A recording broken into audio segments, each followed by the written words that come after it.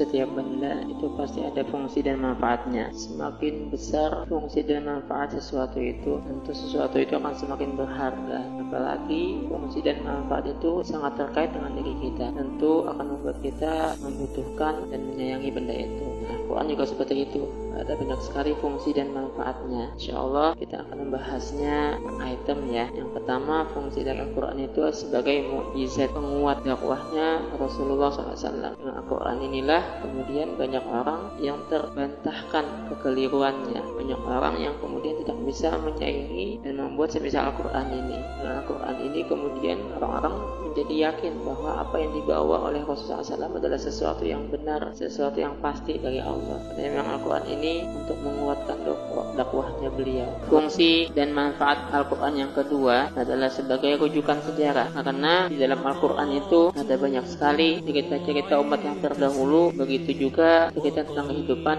Rasulullah SAW. Dan ini tentu adalah cerita yang benar, kisah yang benar, yang tidak kita ragukan lagi kebenaran pada cerita ini. Jika yang kita dapatkan misalnya cuma dari mulut ke mulut atau kabar dari kabar satu ke kabar yang lain, itu belum tentu kebenarannya. Sementara ketika Al-Quran menceritakan tentang umat terdahulu, misalnya tentang kaum Ad, kaum Tsamud, tentang Fir'aun, tentang kaum Ashabun, tentang kaum Madyam misalnya, atau tentang kehidupan Rasulullah SAW, maka kita bisa pastikan kebenaran yang ada di dalam cerita itu. Hingga ketika rujukan sejarah itu dari Al-Quran, itu pasti adalah rujukan sejarah yang paling benar.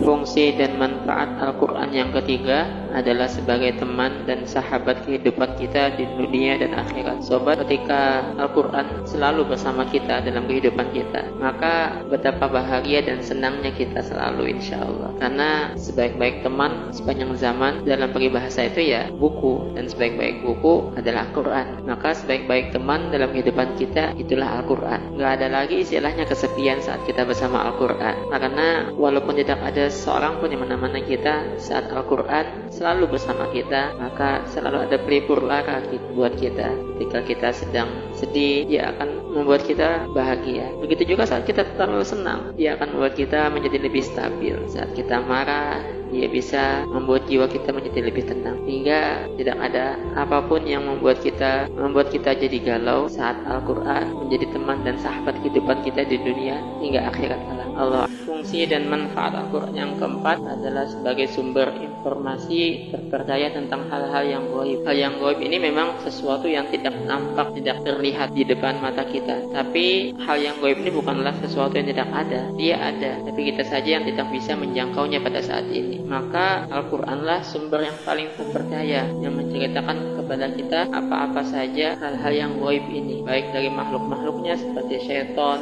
malaikat, jin, ataupun seperti apa yang terjadi pada saat hari kiamat, padang mahsyar, atau tentang bagaimana surga dan neraka itu. Maka jika kita tidak mendapatkan informasi dari Al-Quran, bagaimana kita bisa tahu dengan jelas, dengan nyata bagaimana hal-hal yang gaib ini. Fungsi Al-Quran yang kelima adalah sebagai furqan atau pembeda. Inilah yang Allah sampaikan misalnya dalam surat Al-Furqan ayat pertama dan juga Al-Baqarah ayat yang ke-185. Pembeda ini maksudnya adalah yang membedakan antara yang baik dan yang buruk, yang benar dan yang salah. Karena dengan diturunkannya Al-Quran ini, manusia kemudian benar-benar bisa tahu mana yang benar-benar baik, mana yang benar-benar salah. Bukan hanya sekedar berstandarkan dengan akalnya, perasaannya, atau tradisi, tapi ini memang benar-benar standar yang diturunkan, yang ditetapkan oleh Allah Rabb semesta alam, yang paling tahu tentang manusia, karena dialah yang telah menciptakan manusia. Maka dia yang paling tahu mana yang paling baik buat manusia dan mana juga yang buruk untuk manusia. Dia yang sudah menetapkan dalam Al-Quran mana yang boleh dan mana yang tidak boleh, mana yang harus dikerjakan dan juga mana yang harus ditinggalkan. Demikian si Al-Quran yang keenam adalah sebagai penyempurna kitab-kitab yang terdahulu. Seperti yang kita ketahui bersama sobat, belum Al-Quran Allah sudah menurunkan kitab-kitab yang terdahulu seperti Taurat, Injil, dan Zabur. Itu juga ada suhuf yang Allah turunkan kepada para nabi dan rasul. Nah, fungsi Al-Quran di sini adalah sebagai menyempurna kitab-kitab yang terdahulu itu, hingga apa yang sudah diberlakukan Allah, hukum-hukum syariat-syariat kitab yang terdahulu kemudian semuanya dihapus oleh Al-Quran. Karena kitab-kitab yang terdahulu itu hanya untuk umat tertentu dan di masanya saja. Sementara Al-Quran ini untuk semua zaman dan semua umat. Dia akan selalu relevan di masa apapun dan universal, bisa diberlakukan dimanapun.